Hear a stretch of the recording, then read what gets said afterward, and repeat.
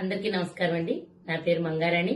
నేను తూర్పుగోదావరి జిల్లా రాజమహేంద్రవరంలోని లాలా చెరువు మున్సిపల్ కార్పొరేషన్ హై స్కూల్లో మ్యాథ్స్ టీచర్గా వర్క్ చేస్తున్నాను. ప్రతిరోజు పేపర్ చదవడం నా హాబీ. అలాగే ఈ రోజు ఉదయం కూడా పేపర్ తీయగానే ఒక విషయం నన్ను చాలా ఆశ్చర్యానికి గురిచేసింది. ప్రతి సంవత్సరం 10వ తరగతి ఫలితాలు రావడం, ఫలితాలు వచ్చిన మర్నాడు పేపర్లో పెద్ద పెద్ద ప్రకటనలు చూస్తూ ఉంటాం. కార్పొరేట్ స్కూల్స్ అన్ని కూడా మా పాఠశాలలో విద్యార్థులకు ఇన్ని మార్కులు వచ్చినాయి, ఈ ర్యాంక్ వచ్చిందని పేజీ నిండా వార్తలు ప్రచురించడం జరుగుతుంది. కానీ మొట్టమొదటిసారిగా ఈరోజు చూడండి, సగర్వంగా నిలబడి చూడగానే చాలా ఆనందం, ఆశ్చర్యం కూడా కలిగాయి నాకు. ప్రభుత్వ పాఠశాలలో విద్యార్థులు ఎంత మెరుగైన ఫలితాలు సాధించారనే దానికి నిదర్శనం ఇది. 596, 600కి 596.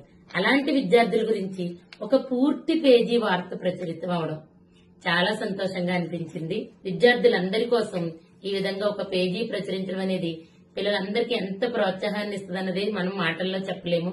అలాగే ఈ విద్యార్థుల వెనుక ఉపాధ్యాయులు ఎంత శ్రమపడి ఈ విద్యార్థులను ఎంత మెరుగైన ఫలితాలు సాధించారనే దానికి కూడా ఇదొక నిదర్శనం.